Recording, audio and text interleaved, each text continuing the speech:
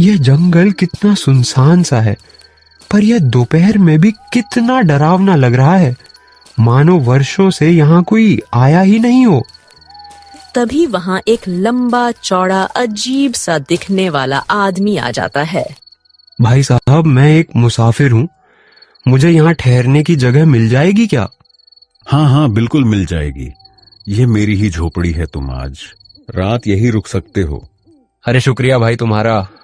फिर वो आदमी महेश को देखकर अपने मन में सोचता है, वाह नया शिकार, वो भी इतनी आसानी से इंसानी खून पिए तो काफी दिन हो गए। आज तो इस इंसान का खून पीकर मजा ही आ जाएगा। अरे क्या हुआ भाई, क्या सोच रहे हो तुम? अरे अरे कुछ नहीं, तुम्हें देखकर ऐसा लगता है कि तुम काफी देर से चल रहे हो, इसलिए तुम बहुत थक चुके हो। इसीलिए तुम थोड़ी देर मेरी झोपड़ी में आराम करो, मैं तुम्हारे लिए कुछ खाने पीने का बंदोबस्त करता हूँ।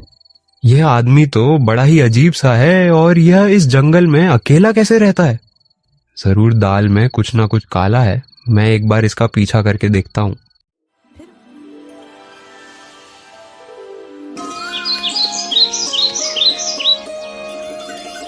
विलासपुर गांव में एक बुढ़िया अपनी 2 बेटों रघु और महेश के साथ रहती थी।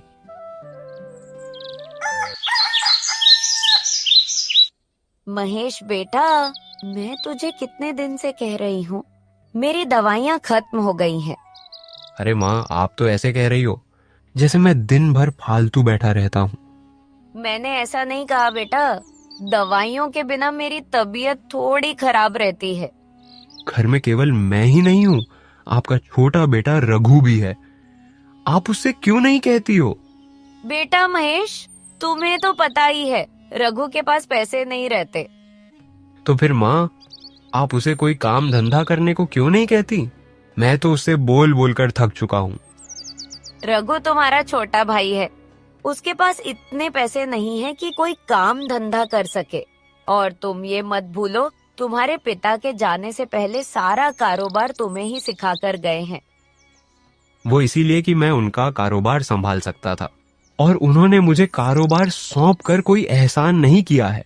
कारोबार चलाने में कितनी मुसीबत का सामना करना पड़ता है, आपको कुछ पता भी है क्या माँ? इतना बोलकर महेश वहाँ से चला गया। वह बूढ़ी माँ बेचारी बैठकर रोने लगी। तभी थोड़ी देर में महेश की पत्नी रिंकी वहाँ आ गई। माँ जी, आपकी आँखों से जरा जरा सी बातों में गंगा जमुना बहने लगती है। बहू, तुम तो जानती ही हो, बिना दवाई लिए मेरा शरीर चलता नहीं है, मेरी तबीयत ठीक नहीं रहती। मैं काफी दिनों से महेश को दवाई लाने को बोल रही हूँ। दवाइयाँ फ्री की नहीं आती माँ जी, पैसों की आती है। आपका छोटा बेटा भी तो है, आप उससे अपनी जरूरत का सामान क्यों नहीं मांगती? बेचारी बुढ़िया ने रिंकी की बात का कोई जवाब नहीं दिया। फिर ऐसे ही कुछ दिन बीत जाते हैं। एक दिन महेश अपने भाई रघु से झगड़ा कर रहा था, तभी वहाँ माँ आ जाती है। मेरी समझ में नहीं आता महेश, आखिर तुम्हें रघु से क्या समस्या है? तुम हर छोटी छोटी बात पर बेचारे रघु से झगड़ा करते रहते हो। हाँ हाँ माँ, तुम तो रघु का ही पक्ष लोगी, क्योंकि ये आपका लाडला बेटा जो है। ऐसी बात नहीं है बेटा, मैं जितना प्यार रघु से करती हूँ उतना ही प्यार मैं तुमसे भी करती हूँ। मेरी ये समझ नहीं आता कि तुम अपने भाई के साथ ऐसा क्यों कर रहे हो। झूठ मत बोलो माँ, सच तो ये है कि आप हमेशा से मुझसे ज्यादा प्यार रघु से ही करती आई हो। आप हमेशा रघु का पक्ष लेती हो, आप रघु की बड़ी से बड़ी गलती को ऐसे माफ कर देती हो जैसे उसने कोई गलती ही ना की हो, बल्कि कोई महान कार्य किया हो। अपने बड़े भाई और अपनी माँ की बहस को रघु काफी देर से सुन रहा था, तो वह महेश की ओर देखकर बोला, ऐसी बात नहीं है भैया, जब मैं कोई गलती करता हूँ तो माँ मुझे भी डांटती है, लेकिन मेरे यह समझ में नहीं आ रहा कि आखिर आपको मुझसे इतनी दिक्कत क्यों है। आखिर मैं आपका छोटा भाई हूँ और आपको माँ से इस तरह बात करने का कोई हक नहीं है। हाँ हाँ पता है, सारे हक तो माँ ने तुम्हें ही दे रखे हैं, कामना काज का, दुश्मन अनाज का। ऐसा नहीं है, कि भैया मैं कोई काम करना नहीं चाहता। मैं आपसे कब से भिखारी की तरह पैसे मांग रहा हूँ और आप मुझे बार बार टाल रहे हो। पैसे मेहनत से कमाए जाते हैं, अनपढ़ कहीं के। चुप रहो रघु। क्या मैंने तुम्हें यही सिखाया है कि तुम अपने बड़े भाई से ऐसे बात करो? नहीं नहीं माँ, मैं भैया से कोई बदतमीजी से बात नहीं कर रहा हूँ। मैं बस अपने अधिकारों की ही बात कर रहा हूँ। रघु की ऐसी बातें सुनकर महेश को गुस्सा आ जाता है। अरे तू कौन से अधिकारों की बात कर रहा है? थोड़े दिनों पहले तूने ही एक कागज पर अंगूठा लगाया था और उस कागज में साफ साफ लिखा था कि तू अपनी मर्जी से सारे जमीन मेरे नाम कर रहा है। भैया आपने वह मुझसे धोखे से लगवाया है। अरे रघु, जिसे तुम धोखा कहते हो उसे चालाकी कहते हैं। तभी बूढ़ी माँ महेश की ओर देखकर बोली, बेटा, मुझे तुझसे यह उम्मीद नहीं थी। तेरे पिता तुझ पर कितना भरोसा करते थे। तू बड़ा था, इसलिए तुझे सारा कारोबार समझाया और सिखाया। मैं कहना तो नहीं चाहता माँ, लेकिन अब मुझे बोलना ही पड़ेगा। अब मैं तुम्हारी और रघु की शक्ल अपने घर में 1 मिनट भी बर्दाश्त नहीं कर सकता। इसके पहले मैं आप दोनों को धक्के देकर बाहर निकालूं। तुम दोनों खुद अपने आप मेरे घर से बाहर चले जाओ। फिर रघु अपनी माँ को लेकर उस घर से बाहर निकल गया। वह गांव के पीछे की तरफ एक झोपड़े बनाकर रहने लगा। फिर ऐसे ही कुछ दिन बीत जाते हैं। माँ, अब तो रामू काका ने भी राशन देने से मना कर दिया है। वह पैसे मांग रहे हैं और मुझे कोई काम भी नहीं दे रहा। माँ, क्या करूं मैं? बेटा, अब एक ही रास्ता है। तुम अपने बड़े भाई महेश के पास जाओ और उससे कुछ पैसे उधार ले आओ। हो सकता है अब उसका दिल पिघल गया हो और वो तुम्हें कुछ पैसे दे दे। और अगर वह तुम्हें पैसे उधार ना दे तो उसे बोल देना कि माँ ने तुम्हें एक जरूरी बात करने के लिए बुलाया है। माँ तुम्हें कुछ बताना चाहती है। फिर रघु महेश से पैसे उधार लेने के लिए उसके पास जाता है।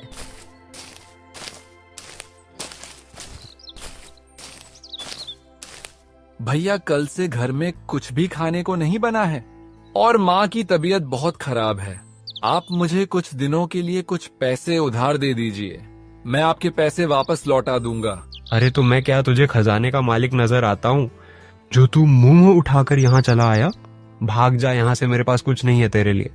और तू वापस क्या सोचकर आ गया जब मैंने तुझे और माँ को यहाँ से बाहर निकाल दिया था? अब मेरा तुम दोनों के साथ कोई रिश्ता नहीं है। भाग जा यहाँ से। ऐसा मत कीजिए भैया, कम से कम आप माँ का तो सोचिए। उनका ख्याल रखना आपकी भी जिम्मेदारी है। कम से कम आप उनकी दवाई और उनके खाने के लिए तो पैसे दे दीजिए। तू मुझे एक बात बता, काम चोरी तू करे और तेरे खर्चे सारे मैं उठाऊं? ना बाबा, ना, ये मुझसे नहीं होगा। मेरे पास तेरे ऊपर लुटाने के लिए फालतू के पैसे नहीं है। मैं कामचोर नहीं हूँ भैया, कोई मजदूरी ही नहीं मिल रही। मैं तो आधे पैसों में भी काम करने को तैयार हूँ, पर कोई काम ही नहीं देता। भगवान के लिए आप मेरी कुछ मदद कर दीजिए भैया। लगता है तू ऐसे नहीं मानेगा, तुझे तेरी औकात याद दिलानी पड़ेगी। ठीक है भैया, आप मुझे पैसे उधार मत दीजिए, लेकिन माँ ने आपको बुलाया था।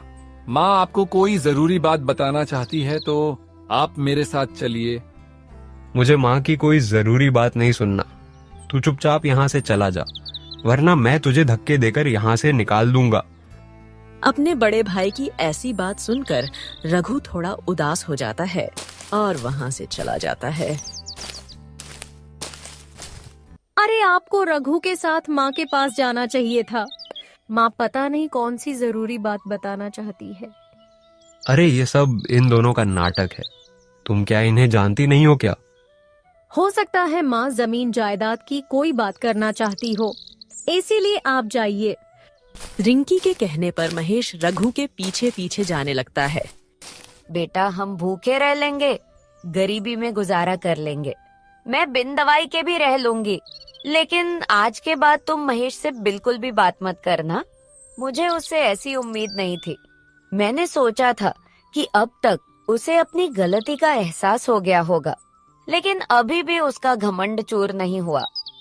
आप तो रह लोगी माँ, पर मुझसे आपकी यह हालत देखी नहीं जाती। कितनी कोशिश करता हूँ कि कोई मजदूरी मिल जाए, पर मुझे कोई काम ही नहीं देता।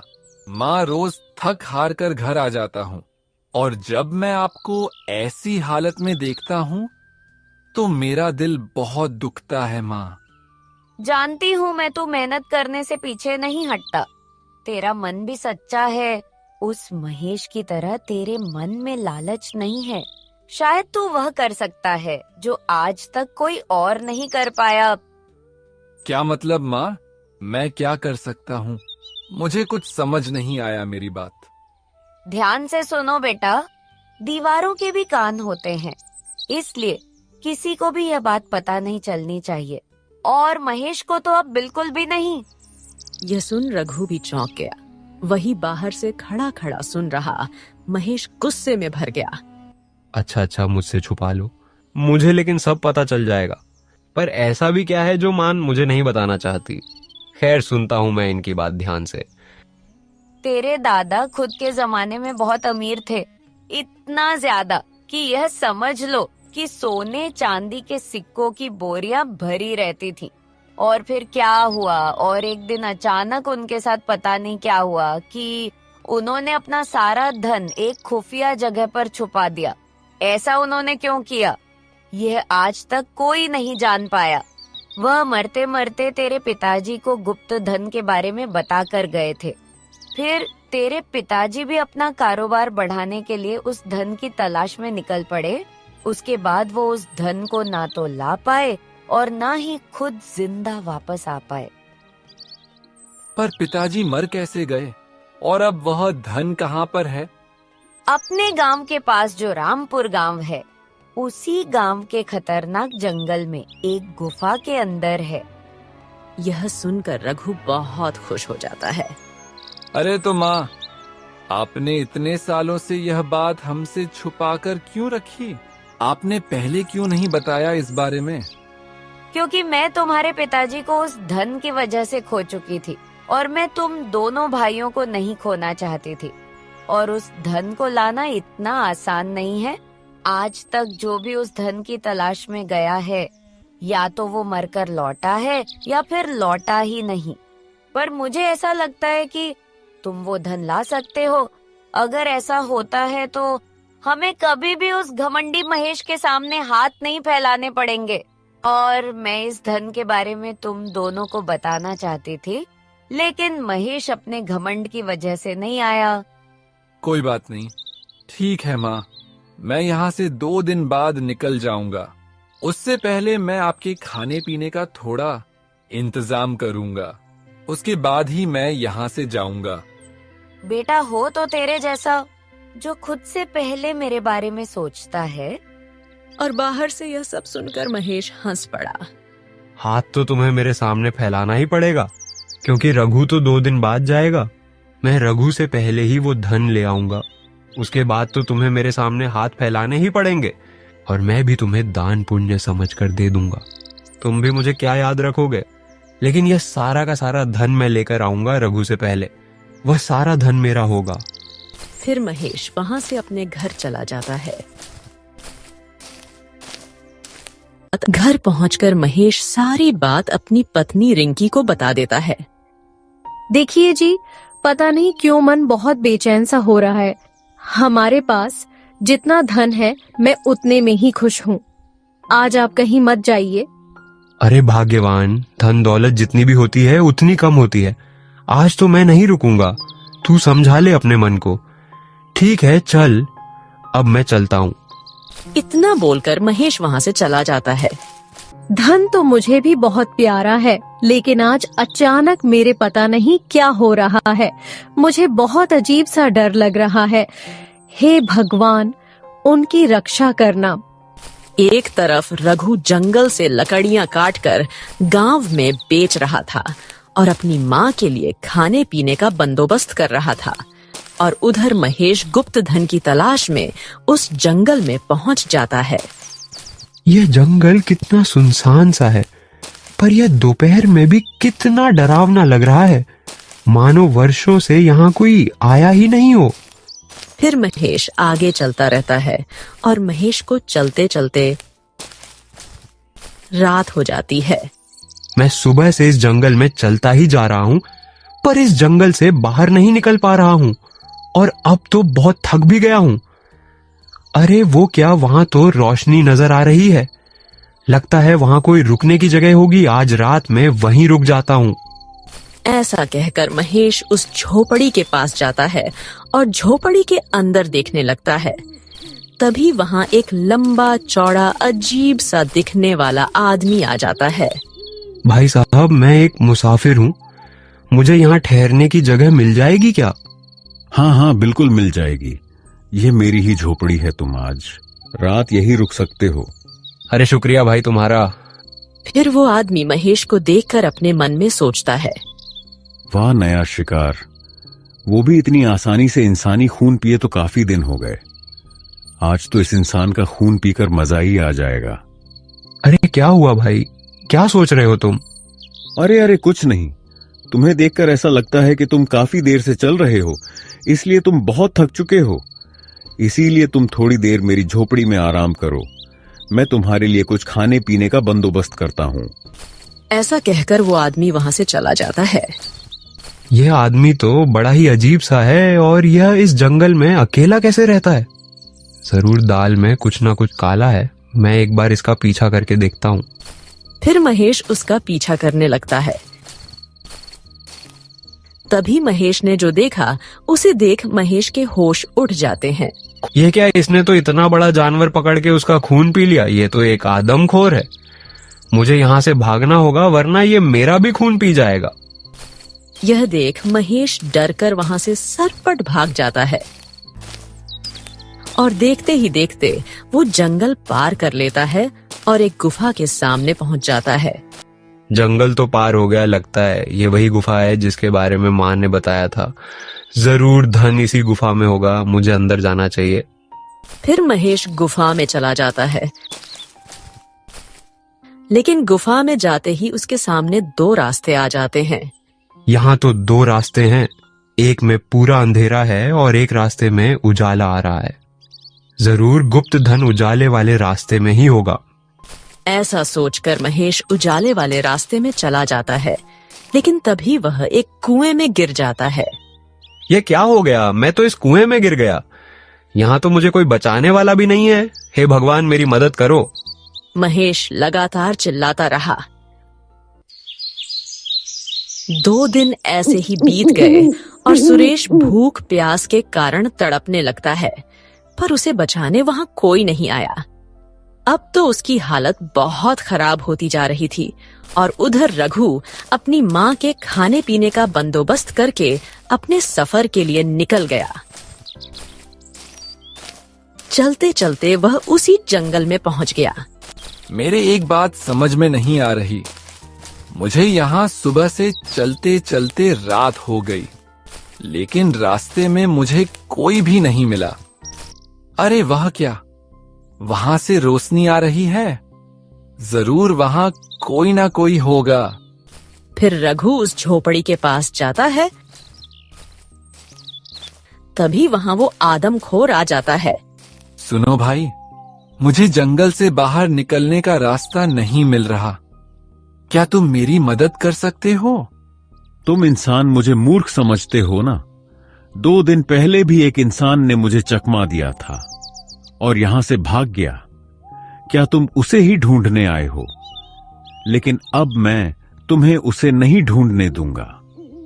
अब मैं तुम्हारा खून पीकर मेरी प्यास बुझाऊं।